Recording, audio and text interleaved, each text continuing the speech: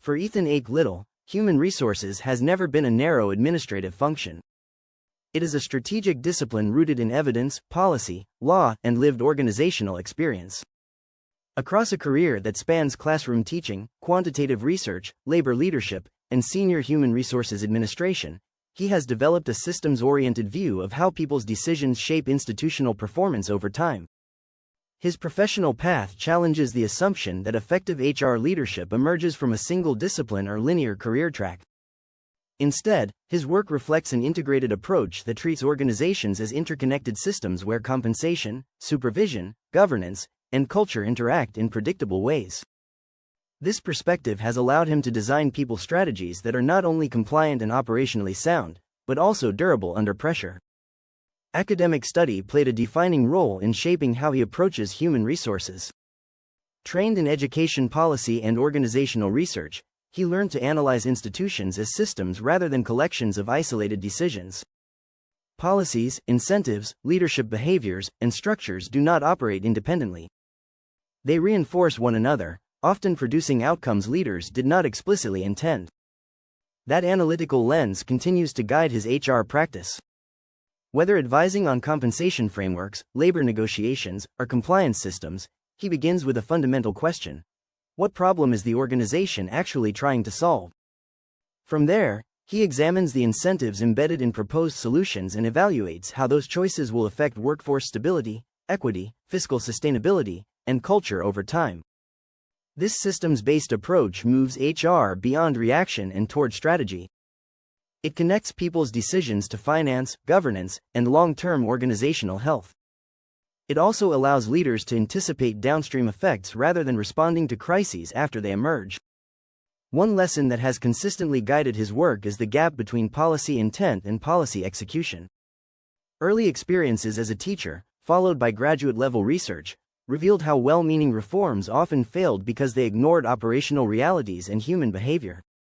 A policy that looks sound on paper can undermine trust and effectiveness if it cannot be realistically implemented. As a result, he evaluates HR policies not only for legal defensibility but also for usability. He asks whether supervisors and employees will understand the policy, whether compliance is realistic, and whether the policy reinforces trust or fear. In his view, the most effective HR systems are those that function smoothly in the background, noticed only when they fail. Another enduring influence is intellectual humility. Research rarely produces absolute certainty. Organizational systems are complex, and responsible leadership requires acknowledging uncertainty rather than oversimplifying it. This perspective shapes how he advises senior leaders, focusing on clarifying nuance, identifying risk, and aligning data with judgment and accountability. Long before entering human resources, he learned how to translate complex theory into practical application as a science teacher. Teaching subjects such as genetics and physiology requires more than technical mastery. It requires making invisible processes concrete and intuitive. Students learn when complexity is broken down without losing accuracy. He applies the same principle in organizational leadership. Research, labor economics, and legal frameworks matter only if they inform decisions leaders can implement. In practice, this means converting theory into tools leaders use every day. Workforce models replace abstract statistics. Compensation frameworks replace dense policy language. Clear procedures replace legal jargon. This translation role allows organizations to benefit from rigor without being burdened by unnecessary complexity. His focus remains on making the invisible visible and ensuring that knowledge leads to action rather than abstraction. A non-traditional academic path has also reshaped how he understands talent and performance. Undergraduate studies in history, political science, and the sciences fostered critical thinking about context and causation. Graduate research reinforced that performance patterns emerge from institutional design rather than individual effort alone. Legal studies later added another dimension: risk, due process, and defensibility. Performance systems must not only motivate and develop employees but also operate consistently and fairly over time. This combination of perspectives moved him away from simplistic views of talent as a fixed trait and toward a dynamic understanding of performance as something organizations cultivate or constrain. As a result, he regularly challenges legacy HR practices that persist out of habit rather than purpose. He questions rigid classifications, vague standards, and informal workarounds that create inequity and risk. His focus is on whether systems actually produce the outcomes they claim to support. Research has directly influenced his approach to compensation and retention. His doctoral work examined teacher turnover across Pennsylvania, using econometric modeling to understand how pay affected career decisions. The findings were clear. Compensation matters, particularly early in a career. Inadequate pay significantly increases the likelihood of early exit. At the same time, the research showed that pay alone is a weak long-term motivator. Once employees reach a baseline sense of financial adequacy, additional increases yield diminishing returns if working conditions and support structures remain poor. This insight continues to guide his leadership decisions. Rather than relying on salary adjustments as a universal solution, he emphasizes alignment. Compensation must be fair and predictable, but it must also be paired with manageable workloads, strong supervision, professional autonomy, and organizational trust. Sustainable retention emerges from the interaction of these factors, not from a single lever. Throughout his career, he has worked at the intersection of data and human impact. Evidence provides clarity, consistency, and accountability. It helps leaders understand trade-offs and likely outcomes. But data alone does not determine whether decisions endure. That balance was sharpened through labor leadership roles, including leading a graduate student bargaining unit and later serving as executive director of a statewide labor organization during the COVID era. Negotiations and crisis decision-making required data-grounded positions, but progress depended on communication, coalition building, and trust. These experiences inform how he advises executives today. Effective leadership does not choose between data and empathy.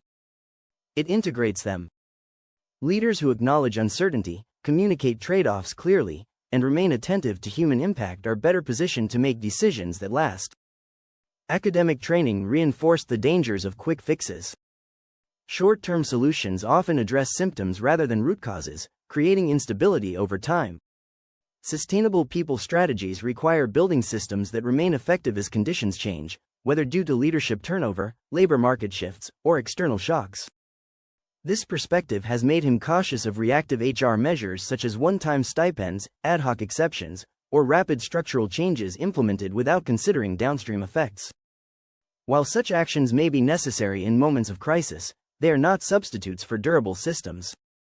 Long-term strategy requires aligning compensation, workload, supervision, and culture so that employees can perform well over time. This long view continues to guide his work in complex organizations.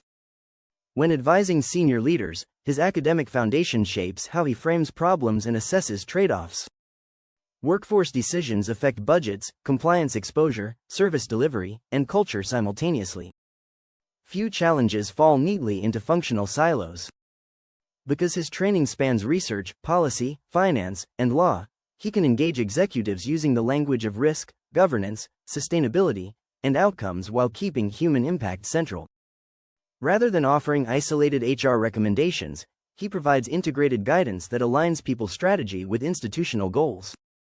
This breadth allows him to function as a strategic partner rather than a transactional advisor. In environments defined by complexity and interdependence, this integrated perspective is essential. Looking back, no single degree prepared him for strategic HR leadership. It was the cumulative effect of an interdisciplinary path that combined teaching, research, labor leadership, and legal study. Each stage reinforced the idea that HR sits at the intersection of data, policy, law, and human behavior. Teaching sharpened communication and translation skills. Research developed analytical rigor and long-term thinking. Legal study added clarity around risk and defensibility. Together, these experiences prepared him to approach HR as a core strategic function. The career of Ethan Ake-Little illustrates that effective human resources leadership is built, not inherited. It requires the ability to synthesize information, navigate ambiguity, and design systems that endure under pressure. By grounding people's strategy in evidence while remaining attentive to human impact, his work demonstrates how organizations can pursue performance, equity, and sustainability at the same time.